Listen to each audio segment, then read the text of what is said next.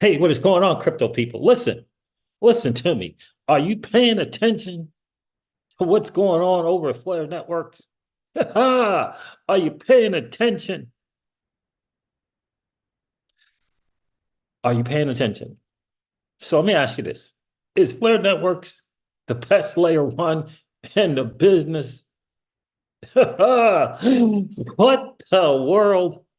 Listen, I just listened to a podcast and I think it's fairly old. I don't know. In crypto, how stuff in crypto is, right? So 6 months old, 7 months old, perhaps, something like that. Listen to this podcast with Hugo Filion from Flood Networks.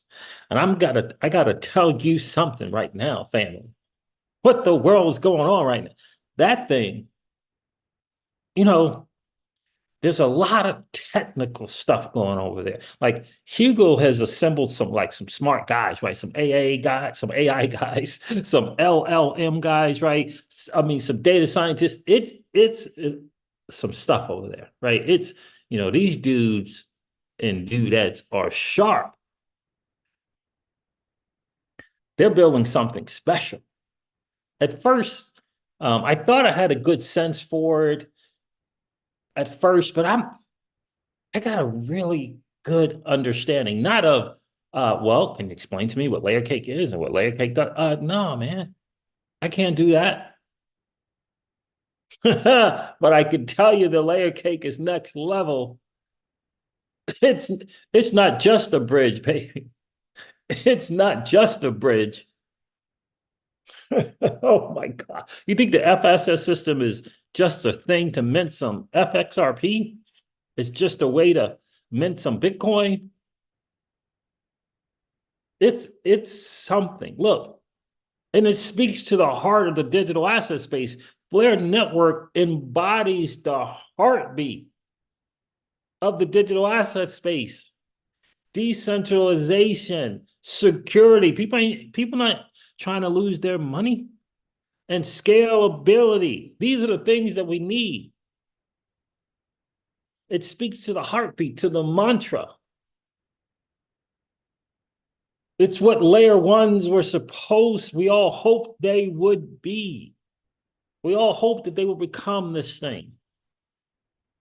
For a while now, haven't we always been talking about the change, the layer ones or two that will sacrifice one for the other, sacrifice security for scalability, sacrifice decentralization for speed? Haven't we, that's been said time and time again. Well, Hugo and the team over there said, nah, we can get it done. We can build something together with and that'll have decentralization, security, and scalability, and at a low cost in terms of the fees. I don't know what speed's going to look like right now. I don't know.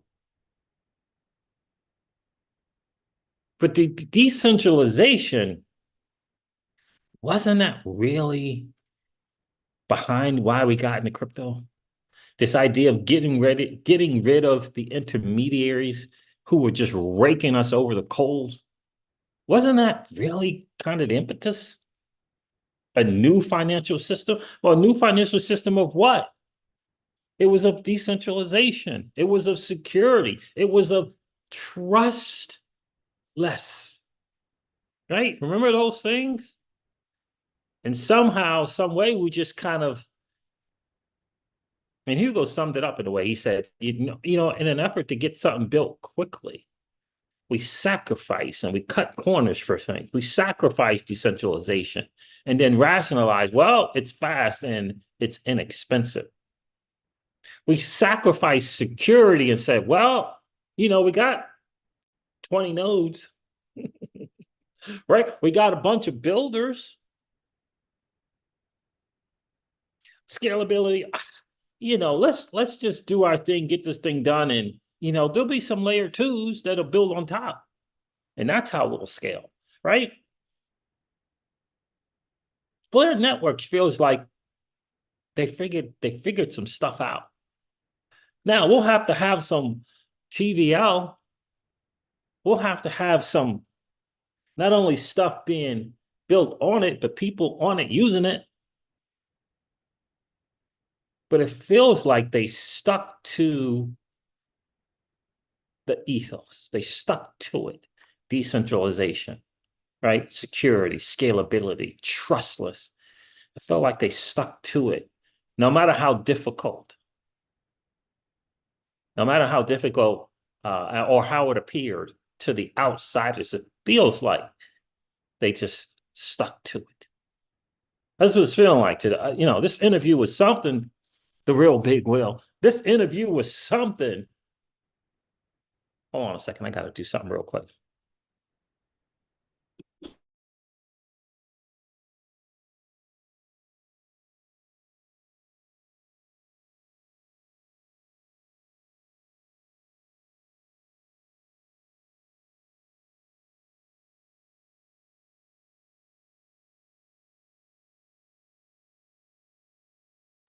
Listen, I'm telling you, it just feels like Flare Network stuck to the game plan. Yeah, I did that on purpose. I did that on purpose, the real big Will. It feels like Flare Network said, you know what, we can build it. And it's interesting. No one knows the many iterations. No one knows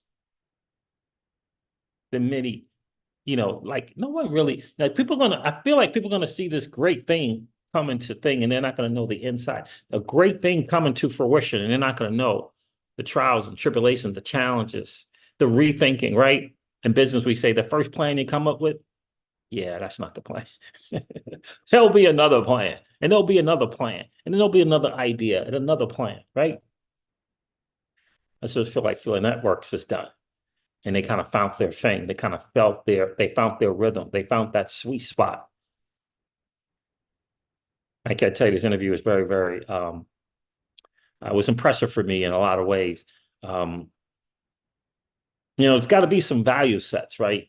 If you're a CEO, if you're a founder, there's got to be some value sets, some things perhaps that you won't, those, we used to call them those must-dos, the non-negotiables, right? There's got to be some non-negotiables. Yeah, this thing, this whole decentralization thing, it's kind of a non-negotiable. The idea of security and trustless, yeah, that's kind of a non-negotiable. It's interesting. I feel like maybe I've heard the first part of that interview or a part of that interview, and I didn't listen to it further. I feel like that. I feel like maybe Crypto Eddie shared it. Dano's in the building. What's going on? Learning about Apex. Yes? No? What's that mean? I don't know what you mean by that, Dano. I know the Apex in Amsterdam is either going on now or it's going on tomorrow. I don't know how it works over there in Amsterdam. But yeah, that's what it feels like with Flair and Hugo and what they got going on. And I'm getting a better sense of the kind of dude that he is.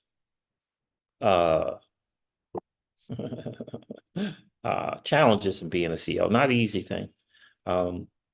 Especially if you've never done it before, especially maybe if you've never been a corporate guy, right? What I mean by corporate guys, CFOs, COOs, CEOs, right? Chairman, if you've never been in that VPs and all that kind of stuff, presidents and all that before, right? Maybe you were just a highly paid employee. So walking into a CEO role can be difficult, can be challenging, right? But yeah, I'm going to share some stuff. I'm going to go over this podcast with you after I share this very, very interesting post. Flair is calling it, I don't know, they're calling it Flair-Fi Summer or something like that. Interesting. I'm going to share that with you guys. No sense in going over the market. I mean, the number, listen, the market is just doing what the market does. No sense in going over the numbers. Bitcoin's around 69,000. I bet you Ethereum is around 3,800 bucks. I bet you XRP is around Yeah, 50 cents. I bet you. I got a little notification today that my liquidity pool position is out of range. I got to give it 48 hours before I might do a little something over there. But in any case, the market is just doing, what the market does. Just doing what it does. Data Dash, just real quick, sounding the alarm again about a Bitcoin crash, just like my guy, High Altitude Investing, did two and a half, 3 days ago. Data Dash kind of did a video today. But in any case, let's go over this little post here. Let me find it from Flare Networks. Here it is. There it is. There it is.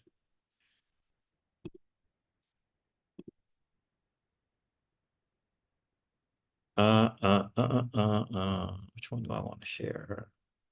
I'll share this. Share this real quick.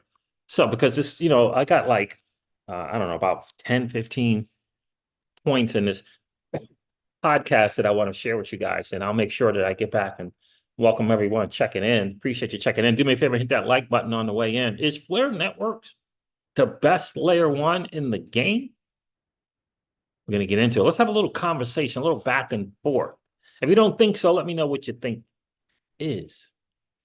Flare Networks put this out. It says the entire Flare Networks is collaborating to light up this summer at XDeFi Protocol, a non-custodial futures market is launching its beta on June 25th. Kinetic Markets, first lending protocol on Flare, just conducted a testnet event. Rain Protocol, which I'm very interested to see how this is going to work, a unique intense-based decentralized exchange, has recently been launched. Its founder, at High on Hopium, will be showcasing its advanced strategies powered by the FTSO at the ETH conference, ETHCC. I don't know where that is. I tried looking at the Rain Lane and trying to understand and try to get it. It feels like this is on a professional trader level kind of stuff. Let me know. Hey, Flare community, I know you're going to watch this video. Let me know. Is this Rain protocol like it feels like this is like next level trading stuff.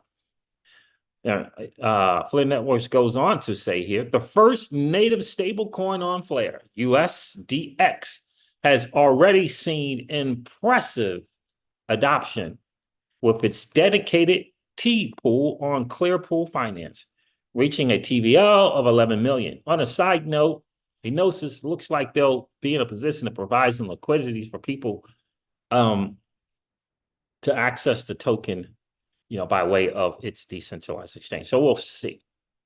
We'll see how that goes. And when it comes out, hopefully I'll let you guys know. I will let you guys know as soon as I find out. So the Scepter is an interesting one for me. The first liquid staking protocol on Flare has secured over 136 million FLR tokens, which is about $4 million in value, staked within just 3 days. Gnosis Global, the AMM Dex, just launched the V3 public testnet on Costin.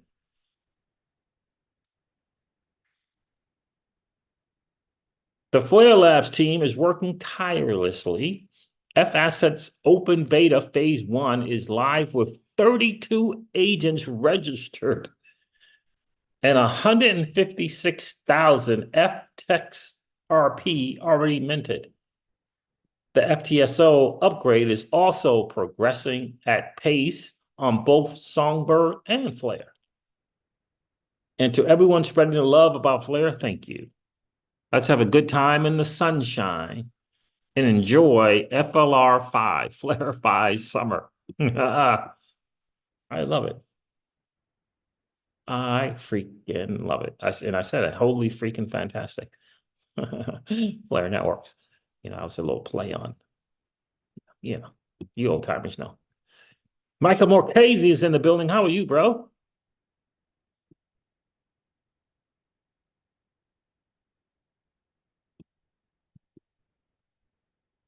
Yo, from other people. I don't know if it's, Michael says, I don't know if it's the best because I don't know what the others are all about. Hmm. I I like the flare drops. For the next couple of years, it will knock off 2 months of a mortgage. Nice. Very nice. 2 months of mortgage. Very, very nice. Yeah. So it's a very interesting concept, these flare drops. It's a very interesting concept. It really, really is. Because you know, what I kind of discovered just a little bit, not, and I didn't just kind of discover this, but you know, with the flare drops comes asset appreciation, right? You know, like, you know, the kind of the wind moon stuff. And then I think when you throw in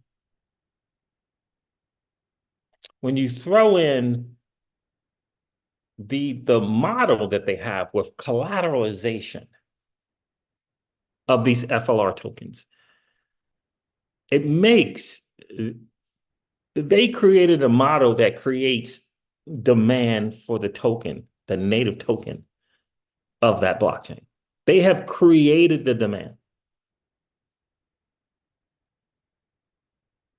Very, very interesting. They've created the demand for that already. Um, and I think in its early days, they've already got a lending protocol. They already got a Gnosis as a, you know, its kind of own thing as well. I think they got XDeFi coming on there with the futures protocol already.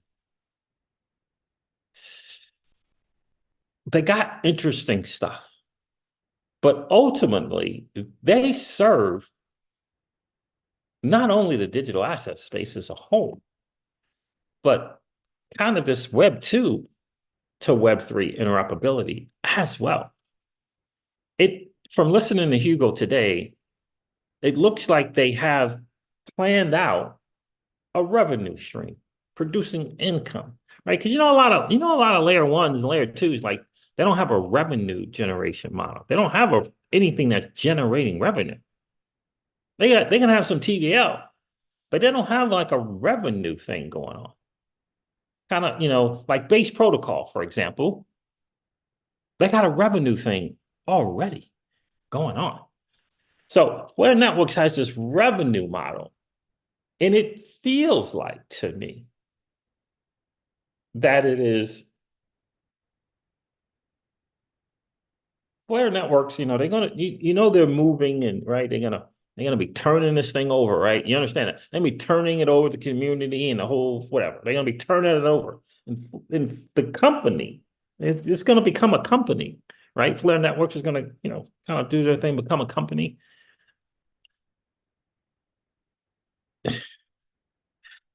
I have a feeling that it's going to be a massively valuable company. I don't know why I think this, but it just feels like the Google of crypto. I don't know why, but it feels like that to me. And when I say that, I'm thinking about, I mean, I don't know. I wasn't there in the early days, but it feels like, you know, they wanted to kind of, you know, put aside, not have as its main focus um, how to make money in crypto. It feels like they set the bar at let's focus on building this useful thing and keeping in lockstep with the ethos of the mantra of the heartbeat of crypto, decentralization, right? Security, scalability, trustless. And if it feels, I wasn't there, but it feels like, you know, if we focus on those things, you know, all that income stuff and, you know, making money and wind moon stuff, that will just kind of take care of itself. That's what it feels like to me. And you know, from what I understand, that was kind of the thing with Google too, right? Let's, you know, just kind of just build this thing. These couple of guys, let's make this thing, let's keep this right. In the beginning, they didn't have a revenue. They weren't even getting any revenue in the early Google days, right? They were just building this thing. That's what it feels like to me. I kind of liken it to that. I don't know if the stories are similar. I don't know if the paths or journeys are similar, but that's what it feels like. All good. It's all good, Michael Marchese. Barbie is here. What's going on, miss? Hey, see, just got here. Darn, I missed the beginning. But here now, you didn't miss much. I was just, doing my usual rambling. Dan, who's that? D. Flair is going to be bigger than XRP. It's the team. Is this the D from the golden and olden days? Is that D? Is that you from the golden olden days, D?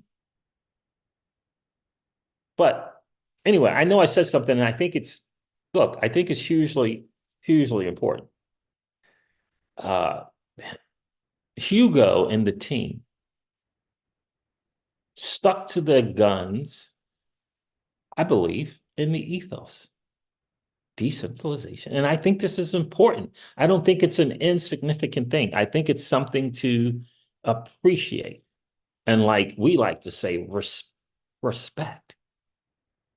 Like respect that they didn't cut corners and sacrifice decentralization, sacrifice security or scalability, and quickly put a product out and we'll figure stuff out. We'll let others figure out the scalability.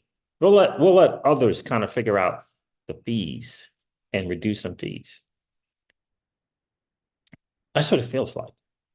And I'll tell you that interview. Oh, it is D from back in the day. What's good? What's good, my guy? Yes, it's me, brother. 4 years ago, back in the days. Yes, indeed. Yes, sir. Appreciate you checking in, bro. It has been a minute, as we like to say. So that's what it feels like to me. And I think that a lot of people have kind of slept on the flare drops and the significance of the flare drops. And I'll get into that maybe in another video. I mean, but I really want to focus on the fact that they're building some really, really novel stuff. And it's not just some stuff that they got going on. It's interesting to me. I can't wait to play some of these little tidbits from this video, and I'll make sure I'll leave the link in the description. But this is what it feels like to me, and I have to say, uh, what I want to say? There's this connection, I think, right? Um, that I think a lot of digital asset investors, a lot of digital asset holders can appreciate. And I think that is sticking. Why lose the dream of decentralization if you don't have to? Like if you don't have to, why walk away from that if you don't have to? Um, the middlemen, the intermediaries. Um, and another thing as well, this whole trustless thing and not having to trust. I find it fascinating sometimes. I really, really do. Um, I really, really do. And I can't, speak to this too much, but I find it fascinating that people come into this space and they come into this space because of intermediaries and these centralized things and in this, this centralized thing, whatever you want to call it, whether it be a 3-letter or whether it be just a whole full business, government, whatever, monopolies, whatever. And then come in here and then they come and then they promote not having full custody and repositioning ourselves to have to trust someone because of its name. To have to retrust another centralization because, well, this centralized entity, it's going to be different. I mean, after all, it's on link to for crying out loud. Right? You ever notice that? You ever notice the kind of mindset or crypto verbiage well, everybody's just, this whole custodying things themselves, that's just not going to work. I mean, people don't just want to custody their stuff themselves. You ever think about that? Like, oh, what? No,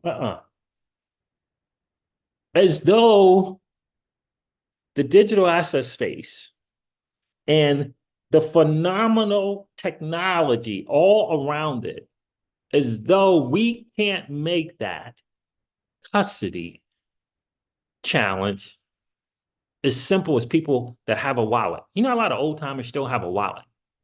You know that? A lot of old timers, they still got a wallet. They got some little bit of cash and they still have it. As though we can't come up with a custody solution. Like we can't get through seed phrases. That we can't create something as simple as holding your phone. Isn't that interesting how there seems to be this tendency to want to fall back on someone else doing something for us? Isn't that interesting? It really, really is interesting. I think I've heard Hugo say this before. You know, I think I've heard him say something very similar to, we don't need this thing over here. We can build it ourselves. Like we don't need, you just pick something that people think that we need as crypto holders, as digital asset investors. It's like, we can build that ourselves. We can create that ourselves.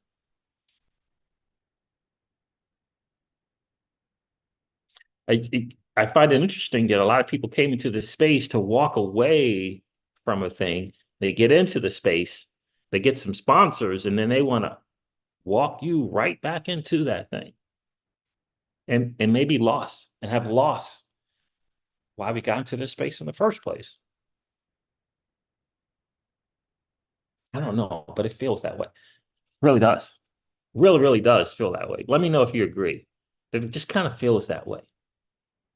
I remember I did a video about this whole custody thing before, and I'm like, why can't why can't they learn to custody their own stuff? I share something in the Patreon mastermind today that I think is next level.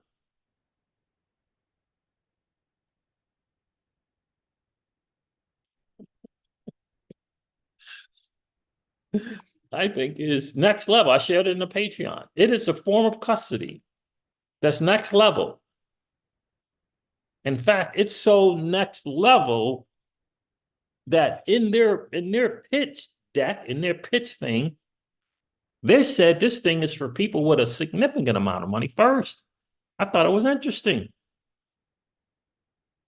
Now they're making it available to everyone. I have it. It's next level. And it's created by this little sleeper giant in the digital asset space. Like a lot of people, the XRP community for sure doesn't know. Like for sure doesn't know about this community that's built applications, that's built wallets. Nobody knows. Billions, billions in TVL built by the same people who created that thing there. It's interesting to me. Barbie Taylor says 100% sees you are totally nailing it. So thank you. So let's get into this interview. But Barbie, let me know if you have checked this thing out. I know you guys probably have, but it is a very, very interesting interview. I can't even begin to um the words. A lot of times I say it's, one of the things about being a CEO, you got to be able to, it's not enough to just articulate a message. That ain't enough. You got to be able to clearly articulate. Like if you're saying a bunch of stuff and people don't understand, what good does it do? You can't be talking over people's head. That's not going to cut it. You're not creating network adoption of that. You'll have a network of just developers. You don't want a network of just developers. You want a community, baby, right? And so, I mean, I'm proud of Hugo's progress, how he's evolved, how he's learning to become a CEO, right? You got to be to effectively communicate a message. It's pretty cool. It's pretty cool to see. Yeah, but anyway, let me figure out where I can share that. Let's go here. Come on, baby. Come on, let's do it. This is the podcast here. I'll make sure I'll leave the link in the description. Shugafilion at Flare Networks. I keep saying Flare Networks. I don't know why. The network is its own oracle.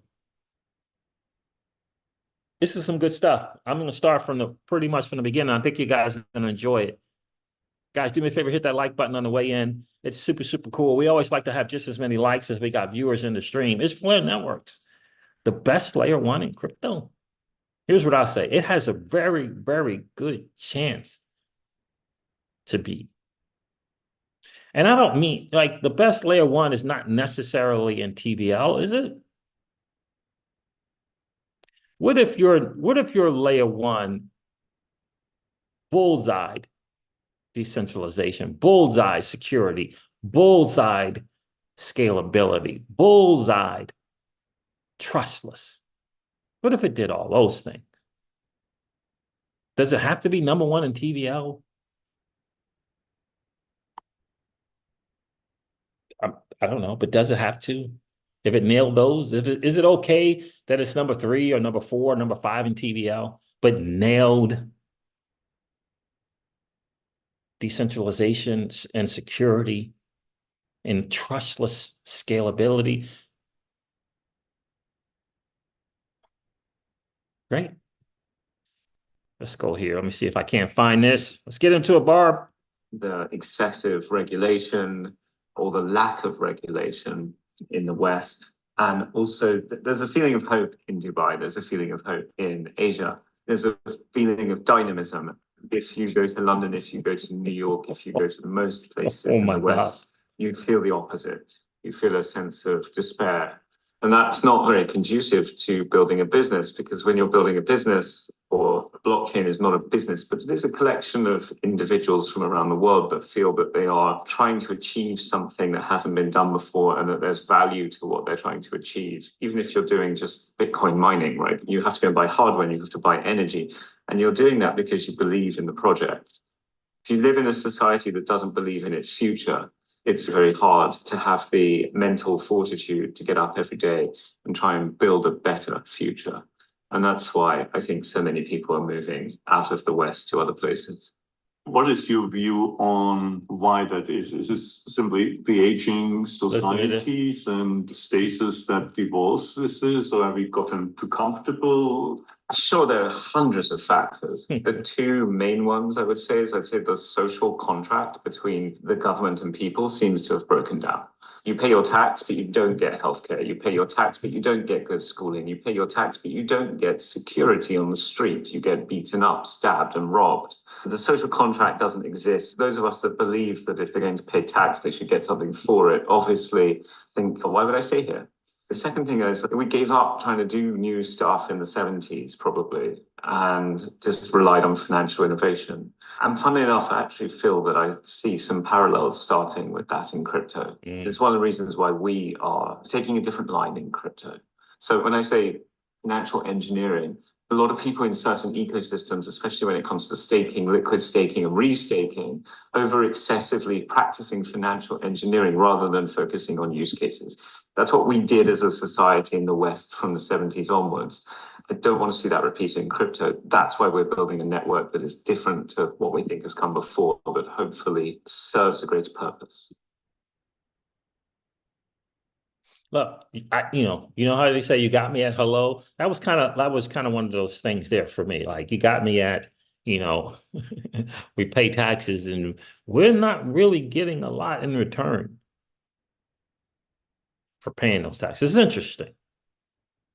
Interesting. Let me get to the chat, back to the chat right here. And then I'm going to share some more. Make sure I say hey to everybody.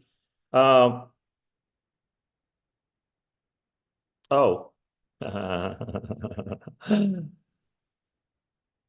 Yeah, that's right, Barb. That's exactly right, Barbie. She says, I'm referring to when you were talking about the sponsorships, right? Custody solutions. Yeah. I mean, yeah. This is some certain company being promoted for its vault. And I'm like, a bunch of digital asset developers and regular folks created that 9 months to a year before. Yeah, it's already out there. Yeah, and a project that I've held their tokens for years. It's already out there. It was way out there before a centralized entity put something out there. But in any case, I'll make sure anyone else didn't comment that I didn't catch. All right, let me get back to this video, guys. I'm telling you, next freaking level. Where I want to go. And I feel like Hugo's not holding any punches. But I think at times, as a CEO, it's warranted. You ever check the CEO skills of Brad Garlinghouse? Right? There's some skills there, right? That as a CEO, right? Remember, he's a CEO of a certain company. Hugo's a CEO of a certain company. He's not trying to be the CEO of the digital asset space. Right? So let me find this other spot here.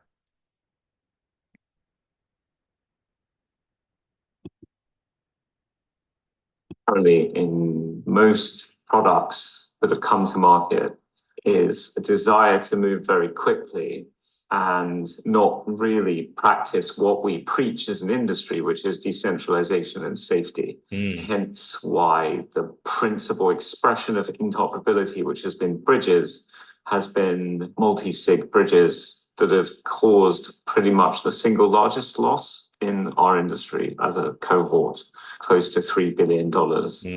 There are some interoperability solutions that have merit. We think Flare is one of them, but we've gone a lot further with our thinking of what we're doing with regards to interoperability. Interoperability, of course, is basically around getting data from other systems. We're focusing not just on interoperability between Web3 systems, so between blockchains, we're also focusing on trying to have as safe as possible, as decentralized as possible, interoperability between Web3 and Web2. So what we've ultimately built is a Layer1 EVM blockchain, smart contract layer, that is optimized for data acquisition.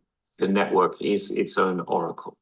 So it leverages the decentralized infrastructure of the network to get data from external systems, whether that's Web3 or Web2, onto the chain to come to consensus over that data in as secure manner as possible, as decentralized manner as possible. Those are the things that really matter to us. But then what matters really to the user is that it's secure, but as importantly, that it's scalable and that it's inexpensive. And this is where the optimization bit comes in. So we've spent really a very long time optimizing the data protocols, optimizing the way the data protocols interact with the network, such that we can acquire data at scale at the lowest possible cost relative to all other data solutions. We think that being able to do data at scale, provable on-chain, opens up use cases that haven't been previously available. And that brings me back to my thesis. I think we're getting too far into financial engineering because I don't think we're focusing on how to get people to build use cases that are relevant. You touched upon the three corners of the trilemma: decentralization, the security, and then the scalability in terms of the data acquisition. But what about the scalability of transactions? Is there a trade-off that had to be made in order to allow better data acquisition, that maybe from a transaction perspective, you had to give up some throughput? We do use throughput of the network for data acquisition, but relative to, say, an oracle that sits on top, data acquisition protocols are infinitely more scalable. That's what I mean by optimization. If you want to compare another L1 with an external data acquisition protocol, let's say Chainlink, there's no competition. If you were trying to supply the same amount of data through Chainlink onto another L1 versus through Flare, there's no competition. Listen, it's for me, right, being a business guy, him making that statement is significant because it's no different as a CEO. I'm talking from a CEO's point of view, right? What work from a CEO's point of view that's trying to build the thing, right? Right. I'll give you an example. I say this all the time. Brad Garlinghouse has recently gone on the offensive, right? He's hope you've been paying attention to that, right? He's been going on the offensive. What has he been going on the offensive as of late? One of their latest announcements, stablecoin, right? He didn't just call out Tether, by the way. He also took shots at Circle and the USDC. Did you understand that? Did you guys catch that? I want you to think about that for a second. As a CEO, the stable coin is not out yet. There has no use case credibility. There ain't no TVL. Right? There's no stress test. But dude went on the offensive. Why? Because he's the CEO of a company that's about to come out with a stable coin. You understand?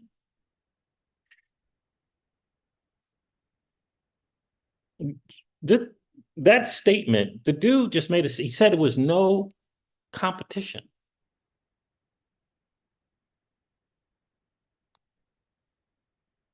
Most people, when they think of these Oracle things and this data stuff,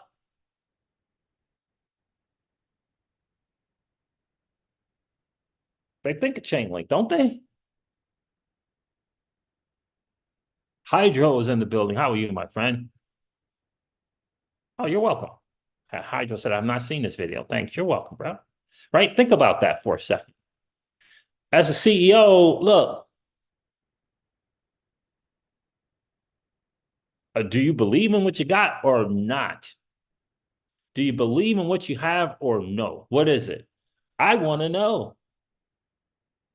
I want to know as a potential investor. I want to know as a FLR token holder.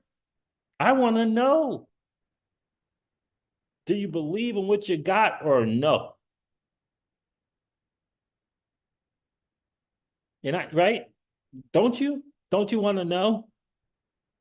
Don't you want to know that the CEO believes?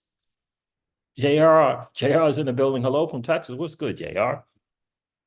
Don't you want to know that? Of course you do. So anyway, no competition. Look, he's going to bring up a couple, 2 or 3.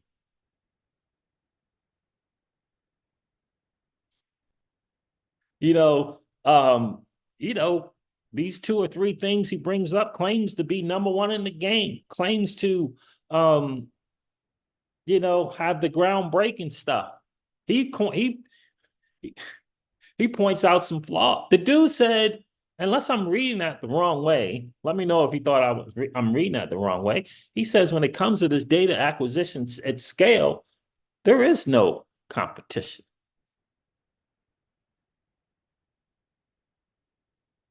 Now, did I read that wrong?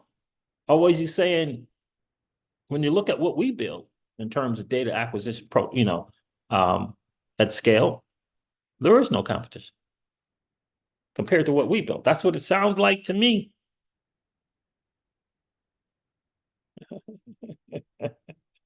Beno says, I'm getting new sidewalks and bike lanes everywhere with my tax dollars. Hydro says he was bold. This is what you want from your CEO. This is what you want from your CEO. And I say shout out to him for doing that, because I recognize he's on a learning curve as a CEO, and I appreciate that he did that he made that statement. He was bold indeed. Let's go. Let's continue on.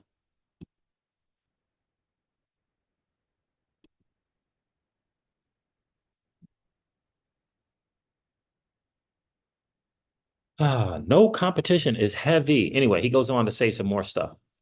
In order to build really good performing DeFi applications, I also need quick access to data. And so you're expanding the range of things that can be built and maybe things that haven't been discovered yet. But as a default, if people just rebuilding what exists somewhere else, you have the better mousetrap even for traditional quote unquote DeFi applications. I suppose we don't have the better mousetrap because we don't have the value that sits on the network that other blockchains do. We have a system that allows for you to do stuff that's really cool. And if you just want to rebuild existing DeFi, you will be able to get data quickly and inexpensively. You won't need to pay gas fees for an Oracle. You won't need to use an Oracle's bespoke token to pay for that. You can do that all natively on Flare. And the prices come to the system in a manner that means that the DeFi application doesn't have to pay for them, at least if they don't need them at one block intervals. We are working on a secondary price protocol, theoretical basis for it, that will allow for an update of price every block. We are trying to determine whether that should have a fee associated with it, simply because it is quite a heavy protocol in terms of throughput. We haven't washed out how that should be structured yet, whether it should or shouldn't have a fee. It's my principal question. We've built a substrate that we think is great. I certainly wouldn't say that there's an awfully long road to acquiring the value from other networks in order to simply allow people to just fork what already exists and operate it in a better way. Part of the solution to that is by offering tokens that don't really exist elsewhere, or at least in the same way. So we have two bridging protocols that we've built, principally to feed the network with value. The first is not technically a bridging protocol, it's actually a synthetic asset. We call it a delta neutral synthetic asset, and come on to why it's delta neutral.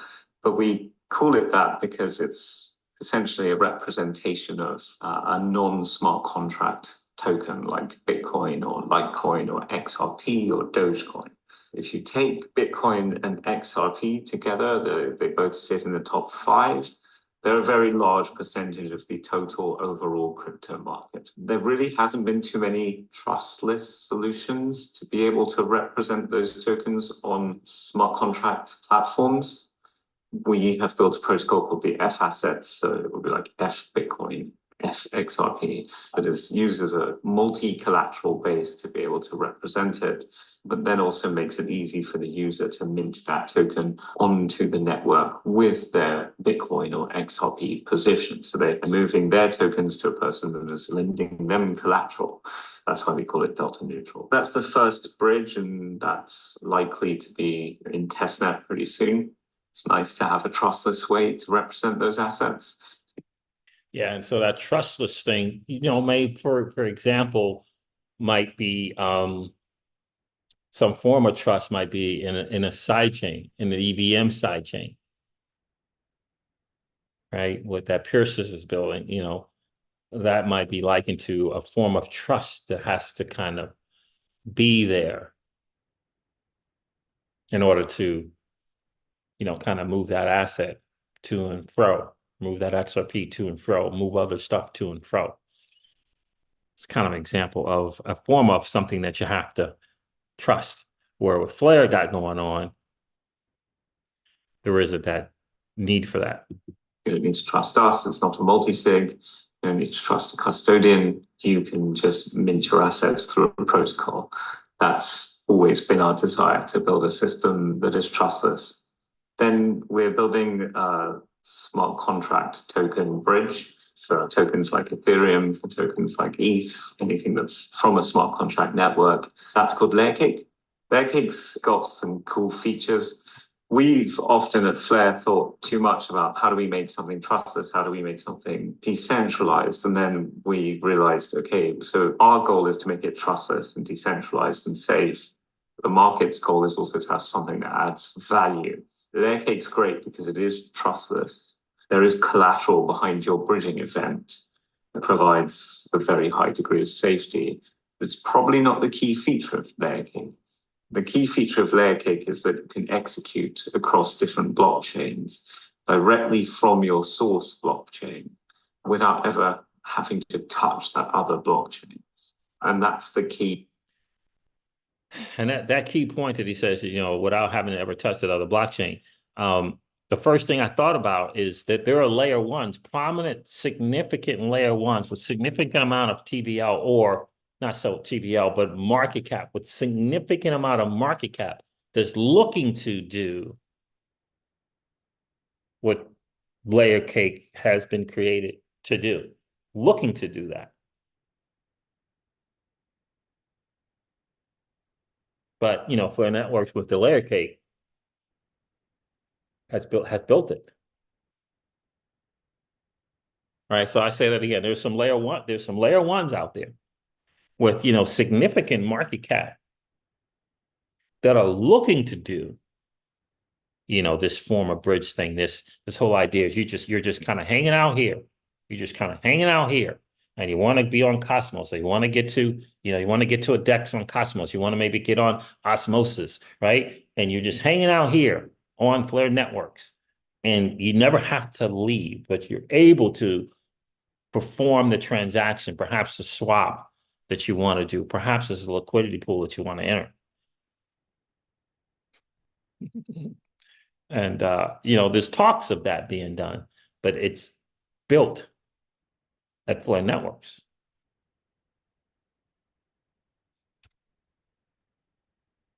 The feature of Layer cake, and we think that is going to be very useful, especially to funds and more power users in the space. Just give you an example. What does that mean? Especially to funds and more power users.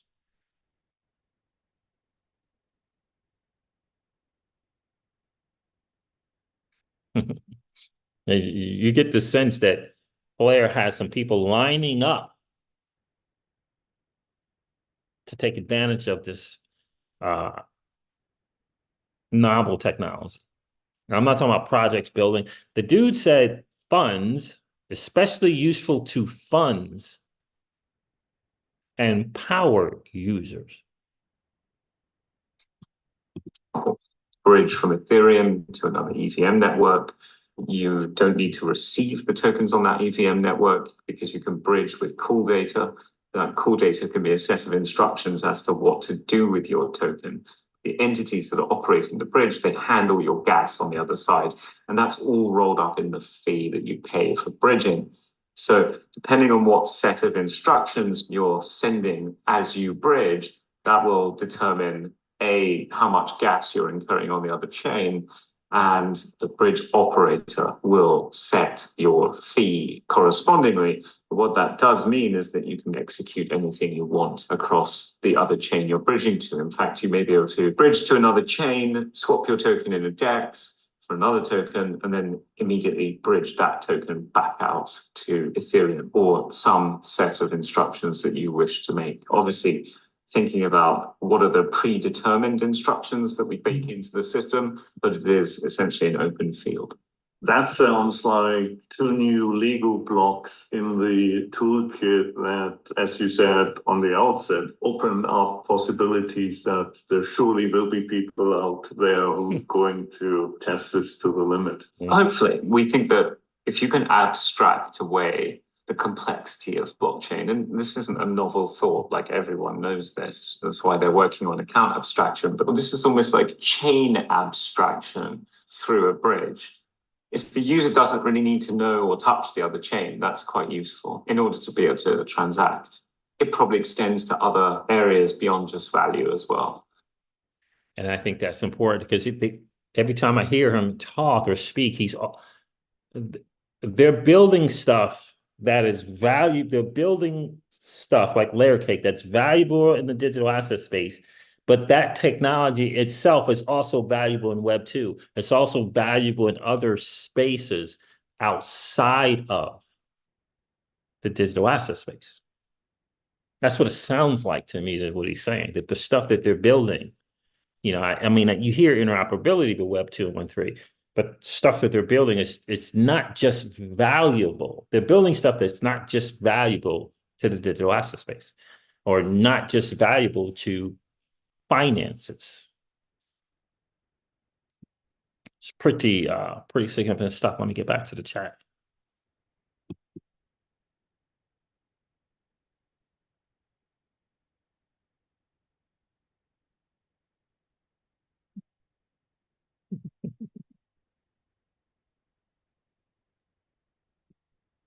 Right. And this is important too, right?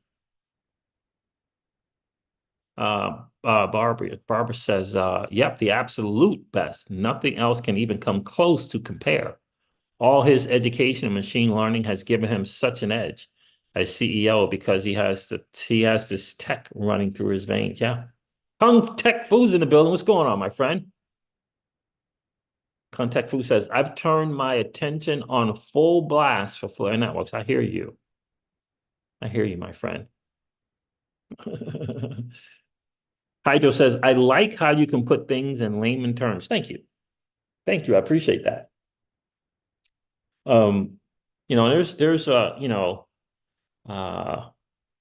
It's an interesting thing. I'll tell you that. It's a very, very interesting thing in that quest to become the best at what it is that you do. And I think ultimately, right, proof is in the pudding. Proof is in, we used to say, let's check the fruit on the tree, type deal.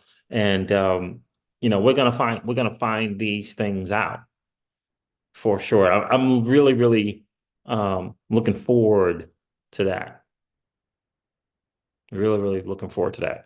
What's that? Bam Bam. What's going on, Bam Bam? Blair, big Blair stacker here. Oh, nice. Good for you, my friend. Good for you, my friend. Yeah, I gotta tell you, it's we got all of 2024 and all of 2025 for these flare jobs and to kind of leverage it. And for the longest time, I thought, I have a significant amount of FLR tokens in the Celsius claim stuff. And it'll work out. It'll get, I'll get it and all this stuff. But now I'm really in a panic mode almost. And almost in that I'm at no matter what it takes, I'm going to get those. Right. Right. Because it's a significant amount. Like it's a significant amount. And at first I, let the case kind of figure stuff out, let all this stuff. But now I'm submitting claim after claim in talks with lawyers because I don't want to let it go. Don't want to let that go. But anyway, let's get back to this thing here. Let's see here. I thought very, very interesting. He said it's chain abstraction through a bridge as opposed to protocol extraction, I believe is what he said. And in other words, it's a different kind of abstraction because account extraction, right? He said this is chain abstraction, and everyone is really working on account abstraction. One of those is a protocol called data ownership protocol, right? And it is kind of on that account abstraction model in front, right? DLP, check it out. And Flare is kind of doing another thing, right? A higher level thing, which is interesting to me, how they're able to do, kind of look around, see what's kind of out there, and just decide, not only just decide to build, something next level, but actually build that next level thing. And I remember content creators, I call them the XRP entertaining content creators, throwing shade at Flare Networks because of the pace at which they chose to move. Bogging the community down with things like taxes, distracting the community on things like taxes. And what I mean by distraction is because It's the whole not being able to see the forest for the trees thing. I mean, think about taxes for a second, right? That illusion of that thing that you kind of have to get that done.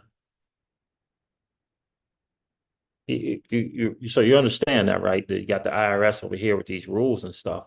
And that same IRS, I mean, the tax code that the IRS lives and dies by, the ones that may say you got to pay taxes, over here, they got another set of code in the tax code that says, well, this is how you don't pay that same tax that we made a code for. So why would you make a tax code for a thing that you got to pay taxes and then turn around and make more tax codes to show you how to not pay the taxes? Why not just not have the taxes? Ever think about that? But anyway, I digress. But they distracted the community over taxes and missed out on the bigger picture, distracted people from the bigger picture, in my opinion. Share, let's go on some more. I'm telling you, this is some good stuff. I'll make sure I leave the link to this video. I'm not going to go through the whole hour, the whole 34 minutes. This is only a 34-minute video, by the way. You listen to this while you're working out, right? You can listen to that thing while you're working out. Where else I want to go? Oh, he's going to explain, kind of the challenge in the traditional bridges. We're thinking about how that bridge can be used to handle data across chains. Could be quite interesting. So what mechanism have you avoided the traditional build of a bridge? Traditionally, bridges are built as a set of, they call them validators, but they're not validators, really, they're nodes. And they will operate essentially multi-sig that signs in contracts across chains. It's like the traditional bridge structure. And then there's things like Layer0 that has this simply message passing service. And the default example of Layer0 is lacks decentralization. They say Layer0. Big VC money behind it, highly touted. Everyone airdrop farming, the freaking the airdrop thing that's supposed to happen did happen. I don't know. I mean, big boo-ha-ha, big, supposed to be next level thing. And he's calling it out.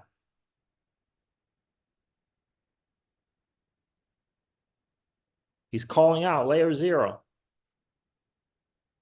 He's going to call out some side chain stuff later in this video. But you understand what I'm saying about that CEO thing? It can be decentralized, but you'd have to find yourself a decentralized oracle that's prepared to pass your message across chain. I'm not sure I know one that exists. You'd have to find a relayer as well that was decentralized. Otherwise, the idea with something like Layer0 is essentially, I think there's 3 parties that would need to collude to have control over what's happening in that message passing protocol, and that's not good enough for us. The same goes with multi-sig. I don't care how big.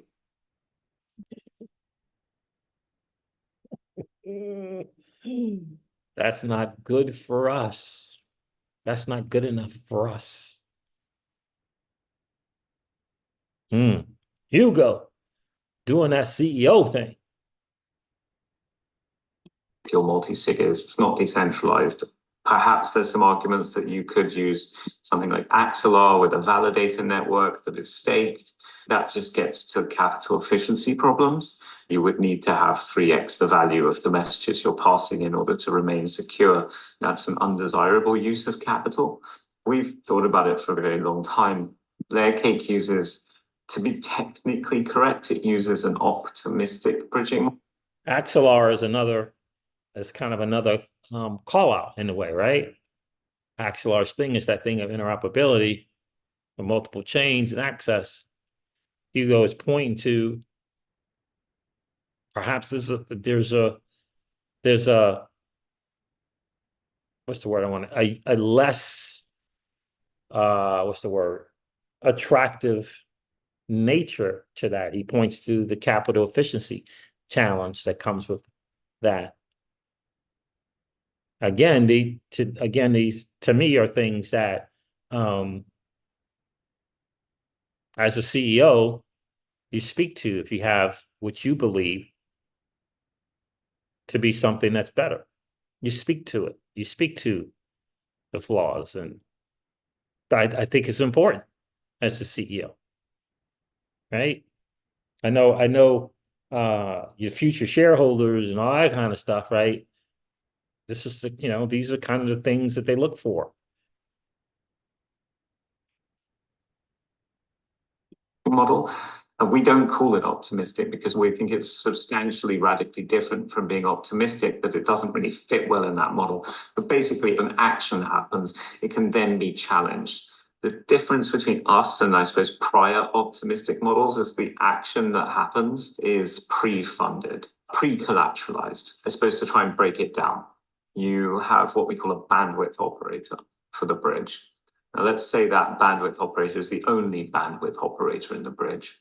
And let's say the bridge is a USDC bridge. So that bandwidth operator has put in, let's say, 100 USDC. That means that bandwidth operator can sign in the contracts for 100 USDC. If they sign in one contract for 100 USDC, then they're no longer able to sign anymore. That's what we mean by bandwidth.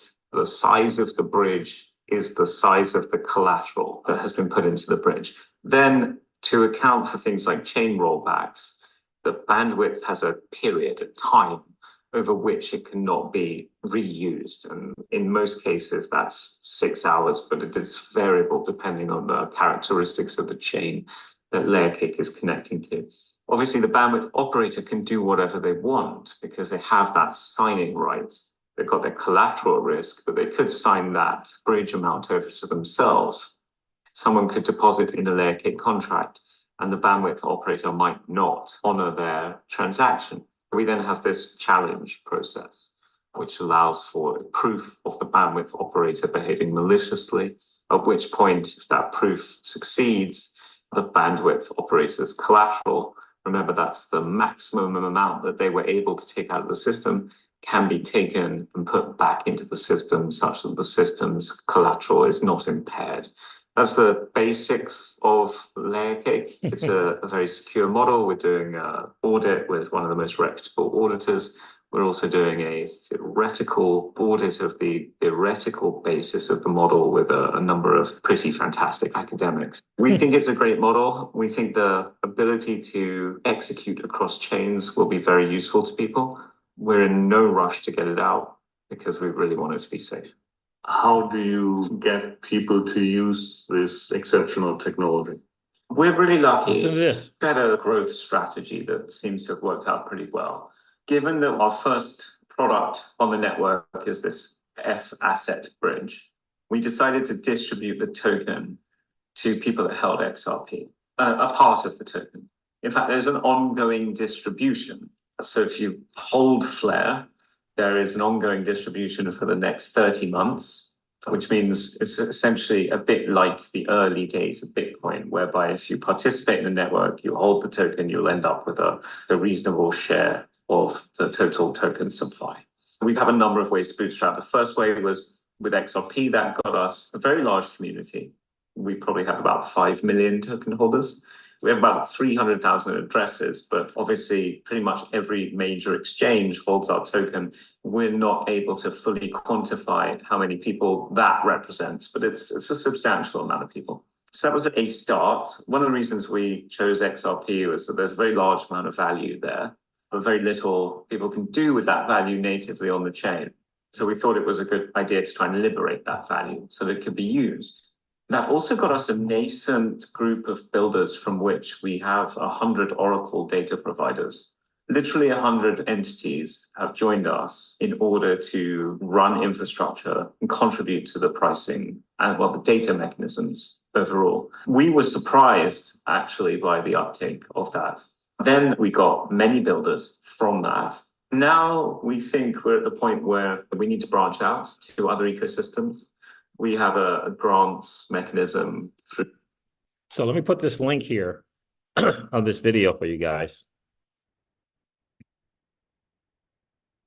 This is probably maybe my, I don't know, 4th or 5th time listening to this Video. Yes, a call out. Hydro says, yes, that was a call out. Yep. Here's the link here.